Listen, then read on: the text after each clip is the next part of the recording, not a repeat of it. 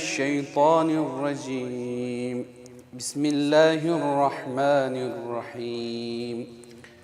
لن تنالوا البر حتى تنفقوا مما تحبون وما تنفقوا من شيء فإن الله به عليم.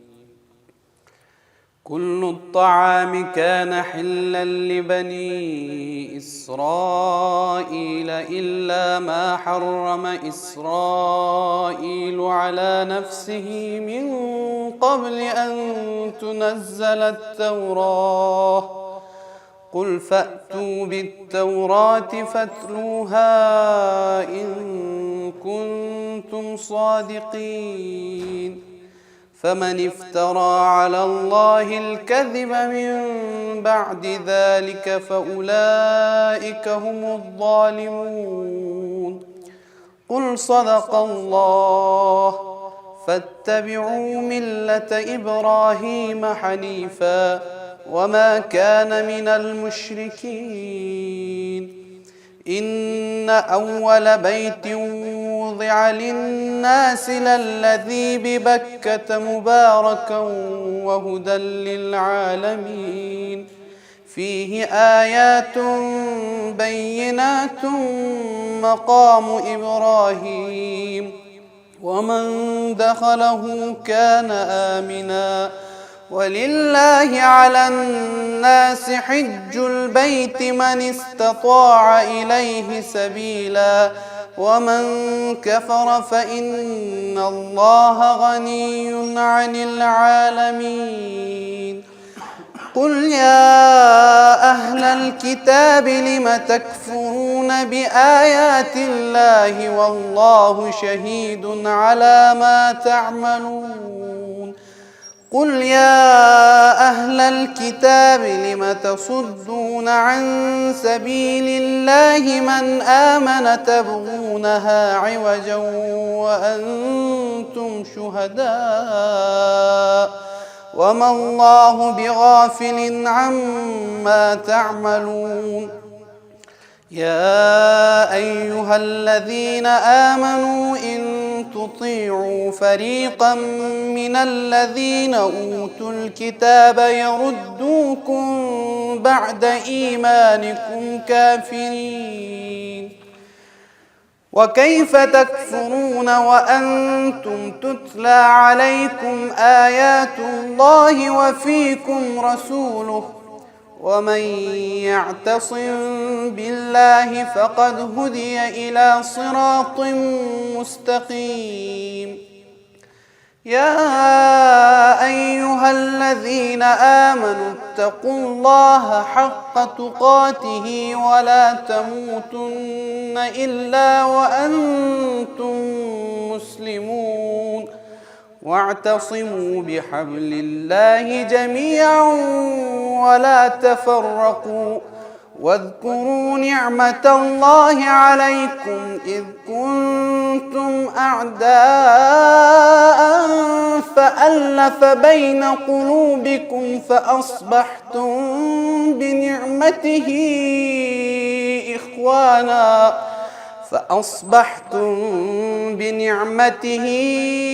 إخوانا وكنتم على شفا حفرة من النار فأنقذكم منها.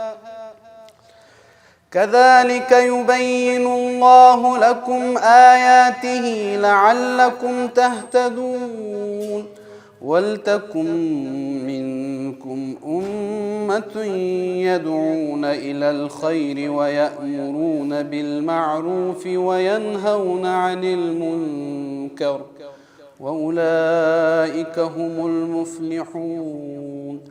ولا تكونوا كالذين تفرقوا واختلفوا من بعد ما جاءهم البينات وأولئك لهم عذاب عظيم.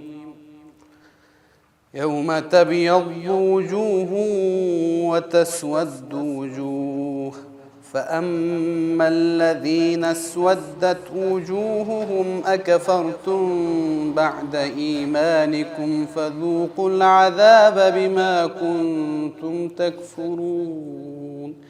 وأما الذين ابيضت وجوههم ففي رحمة الله هم فيها خالدون.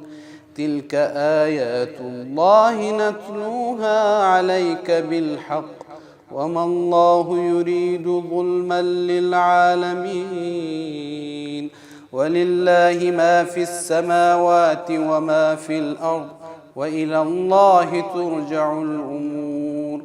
كنتم خير أمة أخرجت للناس تأمرون بالمعروف وتنهون عن المنكر وتؤمنون بالله ولو آمن أهل الكتاب لكان خيرا لهم منهم المؤمنون وأكثرهم الفاسقون. لن يضروكم إلا أذى وإن يقاتلوكم يولوكم الأدبار ثم لا ينصرون. ضربت عليهم الذلة أينما ثقفوا إلا بحبل من الله وحبل من الناس وباءوا بغضب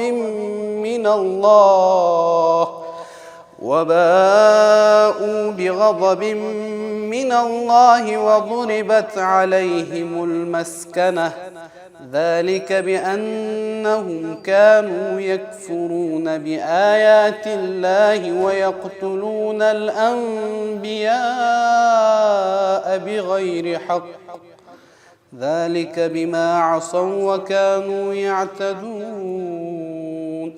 ليسوا سواء من أهل الكتاب أمة قائمة يتلون آيات الله آناء الليل وهم يسجدون يؤمنون بالله واليوم الآخر ويأمرون بالمعروف وينهون عن المنكر ويسارعون في الخيرات وأولئك من الصالحين.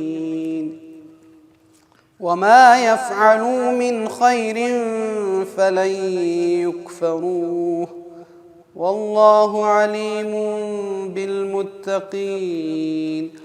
إن الذين كفروا لن تغني عنهم أموالهم ولا أولادهم من الله شيئا وأولئك أصحاب النار هم فيها خالدون.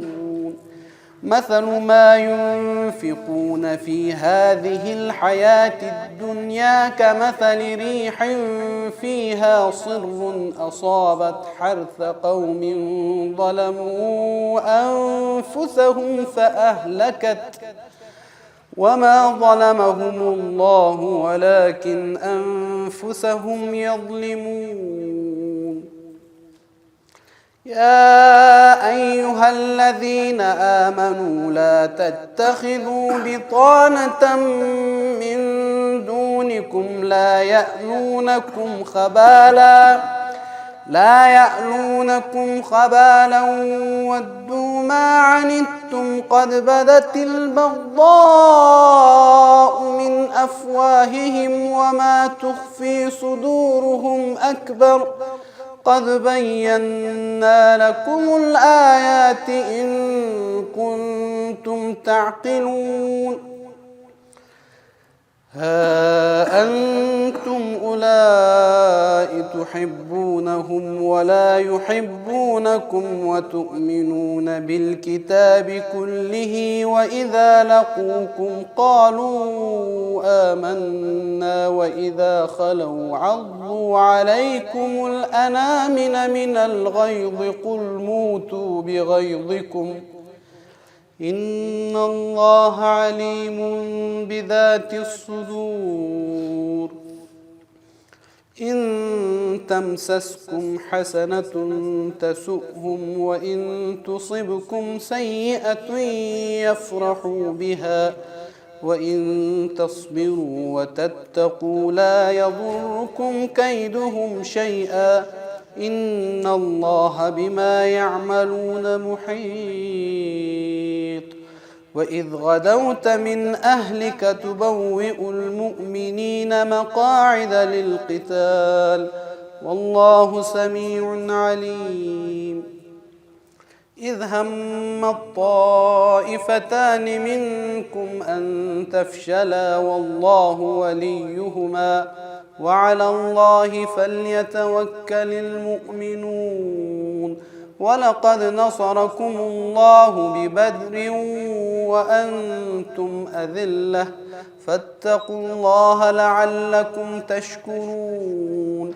إذ تقول للمؤمنين ألن يكفيكم أن يمدكم ربكم ب3,000 من الملائكة منزلين بلى إن تصبروا وتتقوا ويأتوكم من فورهم هذا يمددكم ربكم ب5,000 من الملائكة مسومين. وما جعله الله إلا بشرى لكم ولتطمئن قلوبكم به وما النصر إلا من عند الله العزيز الحكيم ليقطع طرفا من الذين كفروا أو يكبتهم فينقلبوا خائبين. ليس لك من الأمر شيء أو يتوب عليهم أو يعذبهم فإنهم ظالمون. ولله ما في السماوات وما في الأرض يغفر لمن يشاء ويعذب من يشاء والله غفور رحيم. يا أيها الذين آمنوا لا تأكلوا الربا أضعافا مضاعفة واتقوا الله لعلكم تفلحون. واتقوا النار التي أعدت للكافرين وأطيعوا الله والرسول لعلكم ترحمون. وسارعوا إلى مغفرة من ربكم وجنة عرضها السماوات والأرض أعدت للمتقين الذين ينفقون في السراء والضراء والكاظمين الغيظ والعافين عن الناس والله يحب المحسنين. والذين إذا فعلوا فاحشة أو ظلموا أنفسهم ذكروا الله فاستغفروا لذنوبهم ومن يغفر الذنوب إلا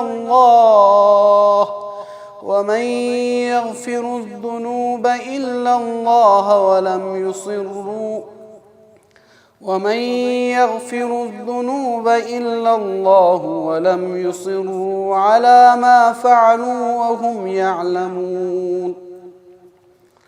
أولئك جزاؤهم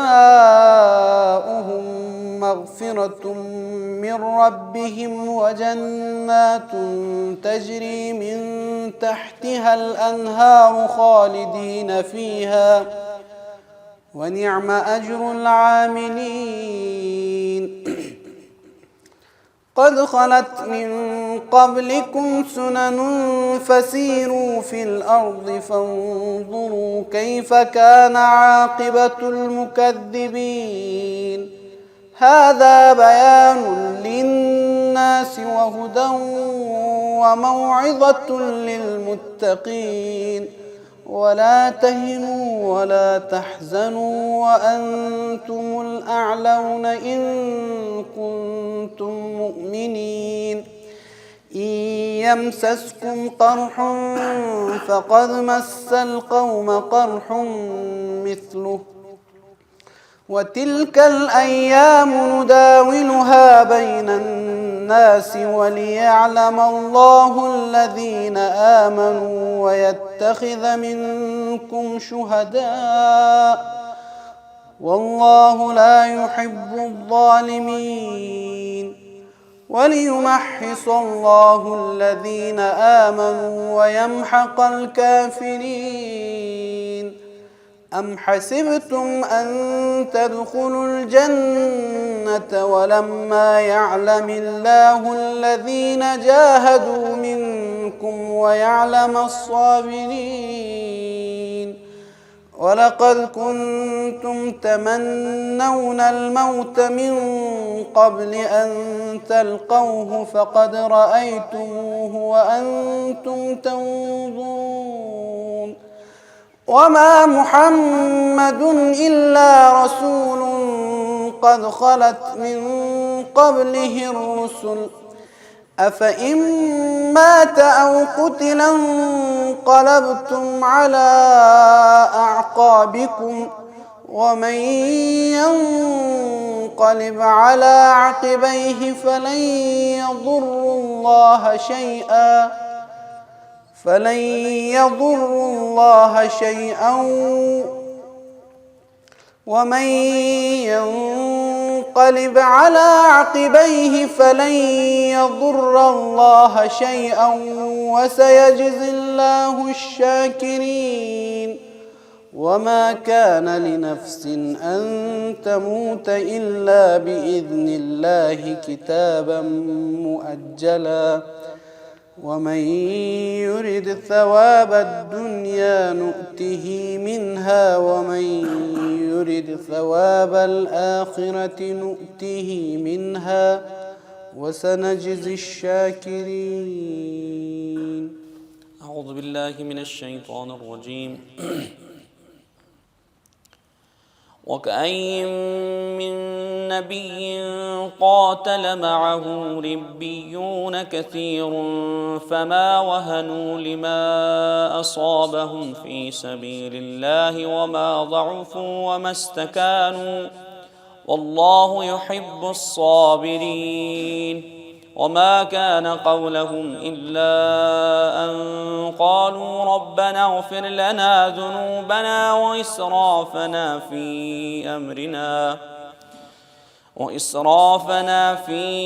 أمرنا وثبت أقدامنا وانصرنا على القوم الكافرين فآتاهم الله ثواب الدنيا وحسن ثواب الآخرة والله يحب المحسنين. يا أيها الذين آمنوا إن تطيعوا الذين كفروا يردوكم على أعقابكم فتنقلبوا خاسرين بل الله مولاكم وهو خير الناصرين. سنلقي في قلوب الذين كفروا الرعب بما أشركوا بالله ما لم ينزل به سلطانا ومأواهم النار وبئس مثوى الظالمين. ولقد صدقكم الله وعده إذ تحسونهم بإذنه حتى إذا فشلتم وتنازعتم في الأمر وعصيتم من بعد ما أراكم ما تحبون منكم من يريد الدنيا ومنكم من يريد الآخرة ثم صرفكم عنهم ليبتليكم ولقد عفا عنكم والله ذو فضل على المؤمنين. إذ تسعدون ولا تلوون على أحد والرسول يدعوكم في أخراكم فأثابكم غما بغم لكي لا تحزنوا على ما فاتكم ولا ما أصابكم والله خبير بما تعملون. ثم أنزل عليكم من بعد الغم أمنة نعاسا يغشى طائفة منكم وطائفة قد أهمتهم أنفسهم يظنون بالله غير الحق ظن الجاهلية يقولون هل لنا من الأمر من شيء قل إن الأمر كله لله يخفون في أنفسهم ما لا يبدون لك يقولون لو كان لنا من الأمر شيء ما قتلنا هاهنا قل لو كنتم في بيوتكم لبرز الذين كتب عليهم القتل إلى مضاجعهم وليبتلي الله ما في صدوركم وليمحص ما في قلوبكم والله عليم بذات الصدور. إن الذين تولوا منكم يوم التقى الجمعان إنما استزلهم الشيطان ببعض ما كسبوا ولقد عفى الله عنهم إن الله غفور حليم. يا أيها الذين آمنوا لا تكونوا كالذين كفروا وقالوا لإخوانهم إذا ضربوا في الأرض أو كانوا غزا لو كانوا عندنا ما ماتوا وما قتلوا ليجعل الله ذلك حسرة في قلوبهم والله يحيي ويميت والله بما تعملون بصير. ولئن قتلتم في سبيل الله أو متم لمغفرة من الله ورحمة خير مما يجمعون. ولئن متم أو قتلتم لإلى الله تحشرون. فبما رحمة من الله لنت لهم ولو كنت فظا غليظ القلب لانفضوا من حولك فاعف عنهم واستغفر لهم وشاورهم في الأمر فإذا عزمت فتوكل على الله إن الله يحب المتوكلين.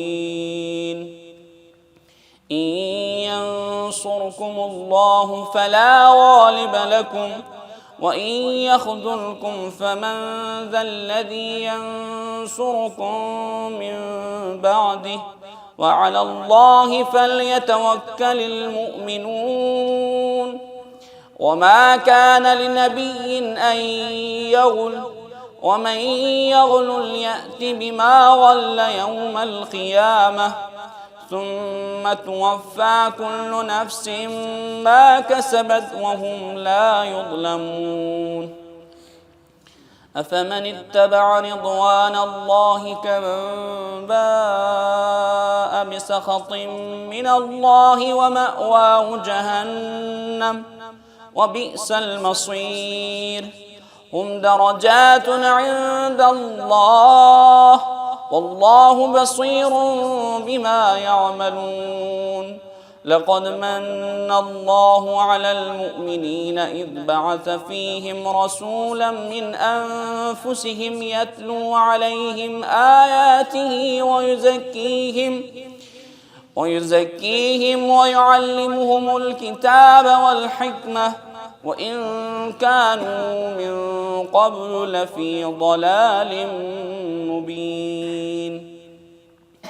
أولما أصابتكم مصيبة قد أصبتم مثليها قلتم أنى هذا قل هو من عند أنفسكم إن الله على كل شيء قدير. وما أصابكم يوم التقى الجمعان فبإذن الله وليعلم الذين نافقوا وقيل لهم تعالوا قاتلوا في سبيل الله أو ادفعوا قالوا لو نعلم قتالا لاتبعناكم هم للكفر يومئذ أقرب منهم للإيمان يقولون بأفواههم ما ليس في قلوبهم والله أعلم بما يكتمون.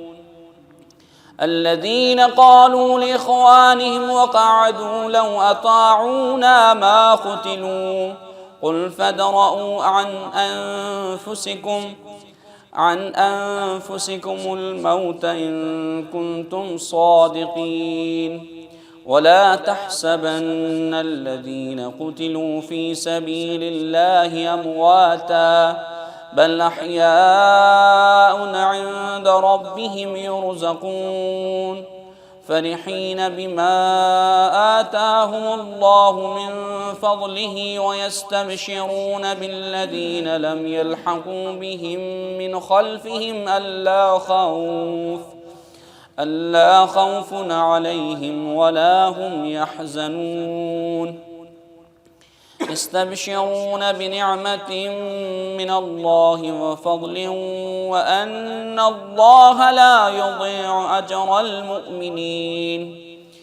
الذين استجابوا لله والرسول من بعد ما أصابهم القرح للذين أحسنوا منهم واتقوا أجر عظيم. الذين قال لهم الناس إن الناس قد جمعوا لكم فاخشوهم فزادهم إيمانا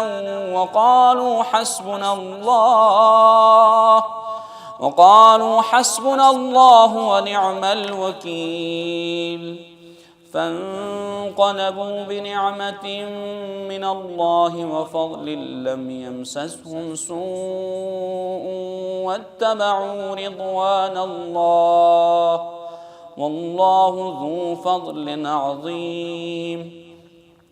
إنما ذلكم الشيطان يخوف أولياءه فلا تخافوهم وخافون إن كنتم مؤمنين.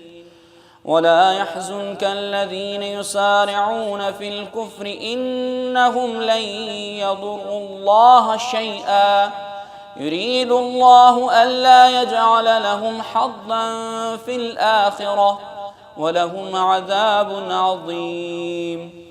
إن الذين اشتروا الكفر بالإيمان لن يضروا الله شيئا ولهم عذاب أليم. ولا يحسبن الذين كفروا أنما نملي لهم خير لأنفسهم إنما نملي لهم ليزدادوا إثما ولهم عذاب مهين.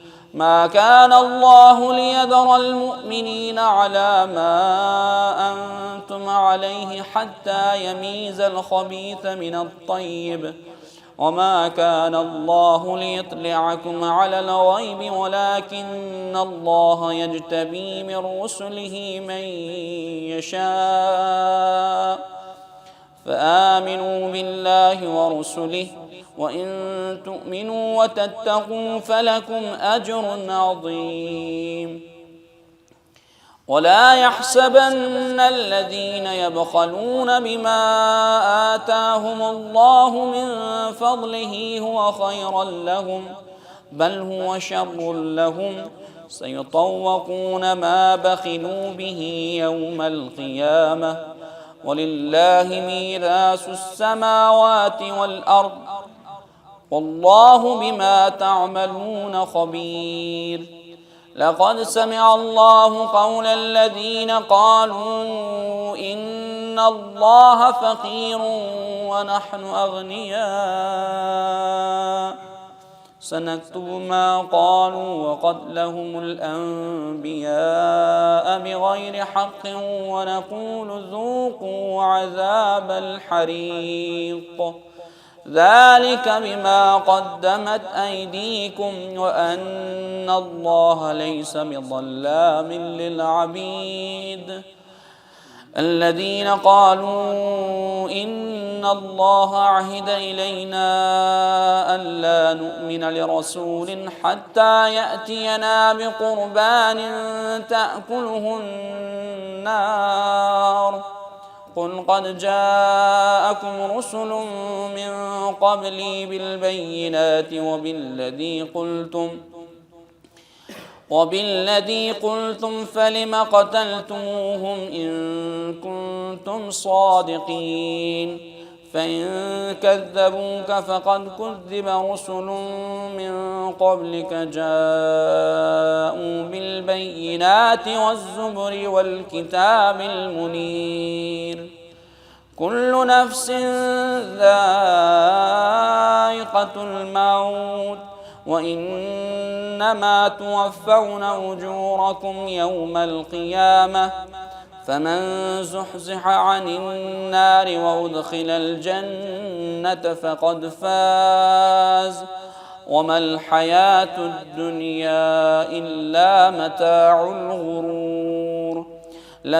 لتبلون في أموالكم وأنفسكم ولتسمعن من الذين أوتوا الكتاب من قبلكم ومن الذين أشركوا أذى كثيرا وإن تصبروا وتتقوا فإن ذلك من عزم الأمور. أعوذ بالله من الشيطان الرجيم. وإذ أخذ الله ميثاق الذين أوتوا الكتاب لتبيننه للناس ولا تكتمونه فنبذوه وراء ظهورهم واشتروا به ثمنا قليلا فبئس ما يشترون. لا تحسبن الذين يفرحون بما أتوا ويحبون أن يحمدوا بما لم يفعلوا فلا تحسبنهم بمفازة من العذاب ولهم عذاب أليم. ولله ملك السماوات والأرض والله على كل شيء قدير. إن في خلق السماوات والأرض واختلاف الليل والنهار لآيات لأولي الألباب الذين يذكرون الله قياما وقعودا وعلى جنوبهم ويتفكرون في خلق السماوات والأرض ربنا ما خلقت هذا باطلا سبحانك فقنا عذاب النار. ربنا إنك من تدخل النار فقد أخزيته وما للظالمين من أنصار. ربنا إننا سمعنا مناديا ينادي للإيمان أن آمنوا بربكم فآمنا. ربنا فاغفر لنا ذنوبنا وكفر عنا سيئاتنا وتوفنا مع الأبرار. ربنا وآتنا ما وعدتنا على رسلك ولا تخزنا يوم القيامة إنك لا تخلف الميعاد فاستجاب لهم ربهم أني لا أضيع عمل عامل منكم من ذكر أو أنثى بعضكم من بعض فالذين هاجروا وأخرجوا من ديارهم وأوذوا في سبيلي وقاتلوا وقتلوا لأكفرن عنهم سيئاتهم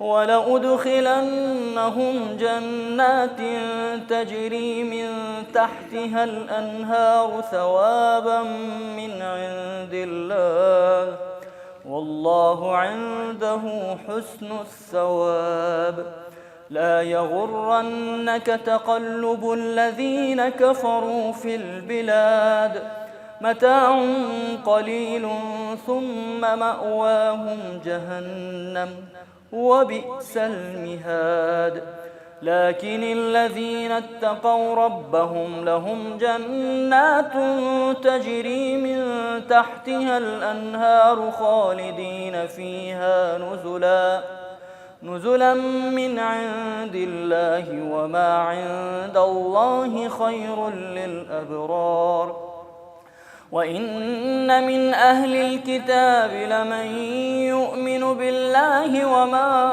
أنزل إليكم وما أنزل إليهم خاشعين لله لا يشترون بآيات الله ثمنا قليلا أولئك لهم أجرهم عند ربهم إن الله سريع الحساب يا أيها الذين آمنوا اصبروا وصابروا ورابطوا واتقوا الله لعلكم تفلحون بسم الله الرحمن الرحيم يا أيها الناس اتقوا ربكم الذي خلقكم من نفس واحدة وخلق منها زوجها وبث منهما رجالا كثيرا ونساء واتقوا الله الذي تساءلون به والأرحام إن الله كان عليكم رقيبا وآتوا اليتامى أموالهم ولا تتبدلوا الخبيث بالطيب ولا تأكلوا أموالهم إلى أموالكم إنه كان حوبا كبيرا وإن خفتم ألا تقسطوا في اليتامى فانكحوا ما طاب لكم من النساء مثنى وثلاث ورباع فإن خفتم ألا تعدلوا فواحدة أو ما ملكت أيمانكم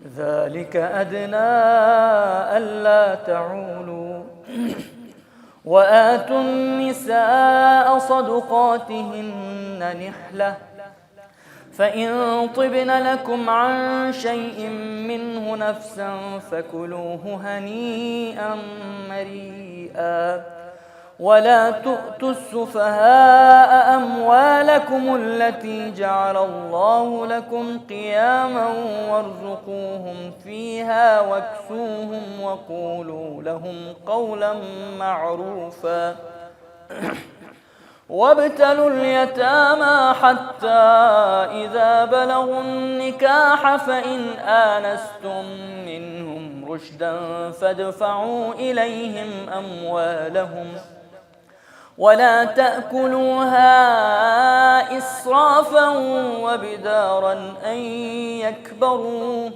ومن كان غنيا فليستعفف ومن كان فقيرا فليأكل بالمعروف فإذا دفعتم إليهم أموالهم فأشهدوا عليهم وكفى بالله حسيبا للرجال نصيب مما ترك الوالدان والأقربون وللنساء نصيب مما ترك الوالدان والأقربون مما قل منه أو كثر نصيبا مفروضا. وإذا حضر القسمة أولو القربى واليتامى والمساكين فارزقوهم منه وقولوا لهم قولا معروفا.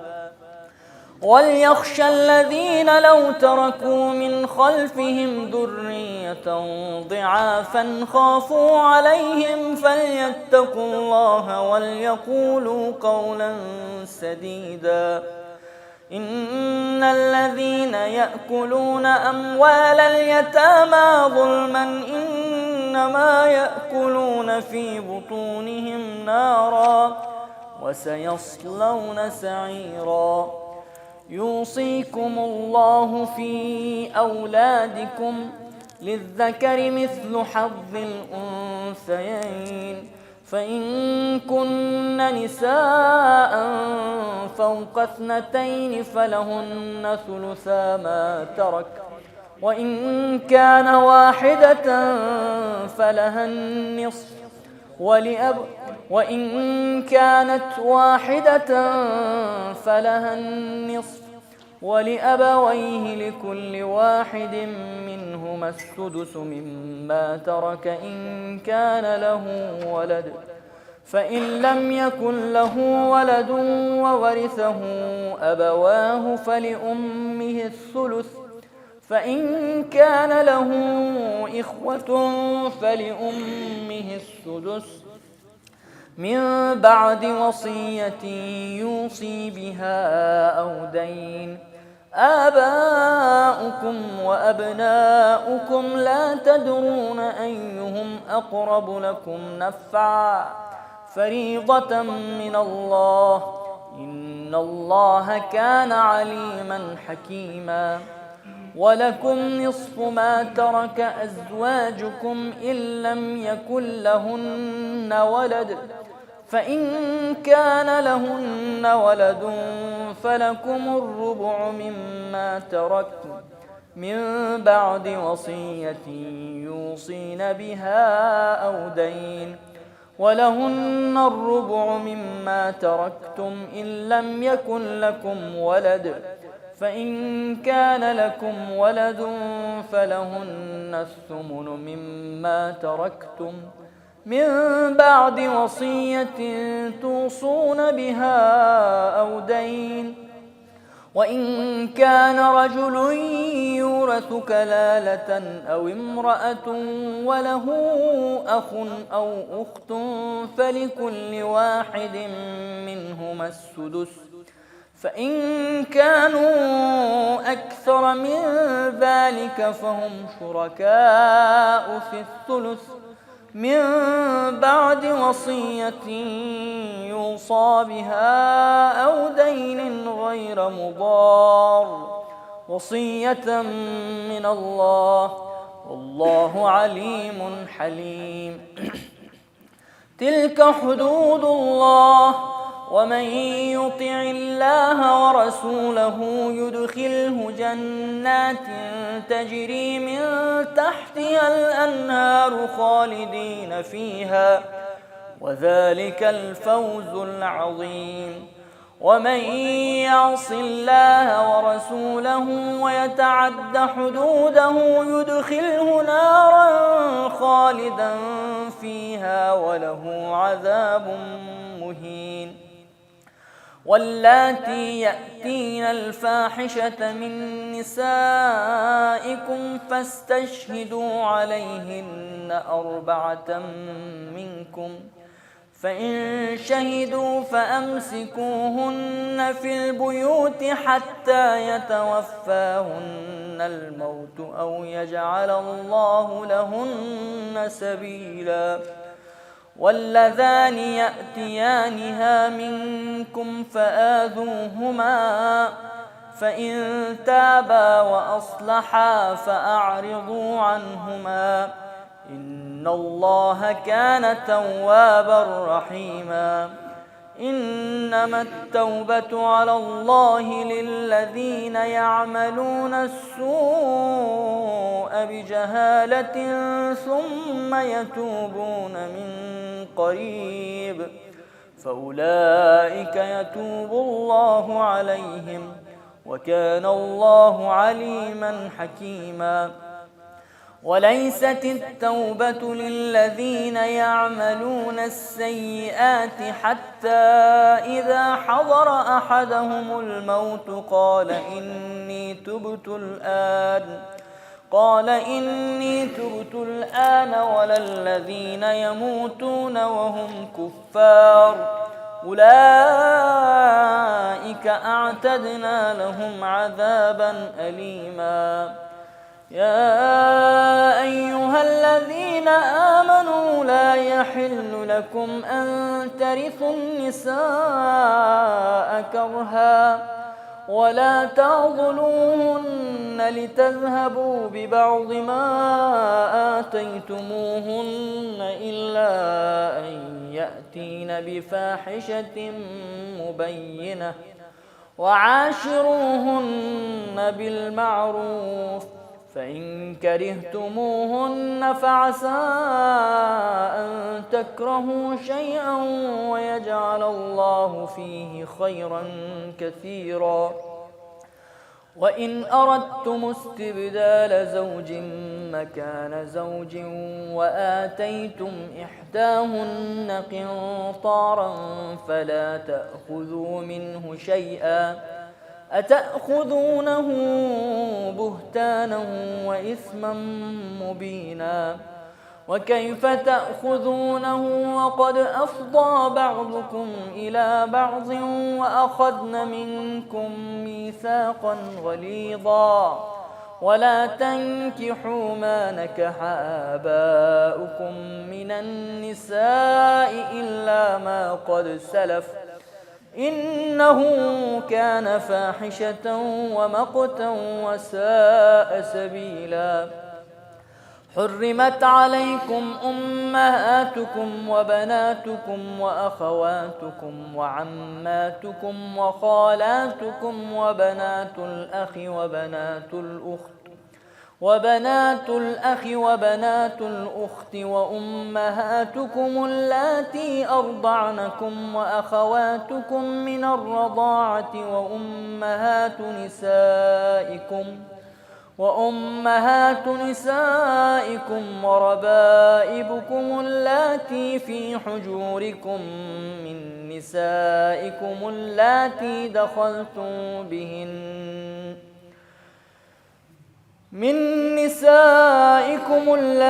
دخلتم بهن فإن لم تكونوا دخلتم بهن فلا جناح عليكم. وحلائل أبنائكم الذين من أصلابكم وأن تجمعوا بين الأختين إلا ما قد سلف إن الله كان غفورا رحيما. صدق الله العلي العظيم. الفاتحة.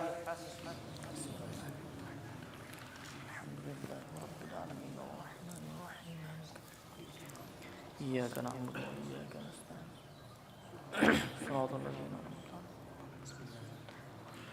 بسم الله الرحمن الرحيم. قل هو الله أحد. بسم الله الرحمن الرحيم. اللهم اغفر للمؤمنين والمؤمنات والمسلمين والمسلمات الأحياء منهم والأموات. تابع بيننا وبينهم بالخيرات إنك مجيب الدعوات إنك على كل شيء قدير برحمتك يا أرحم الراحمين. الله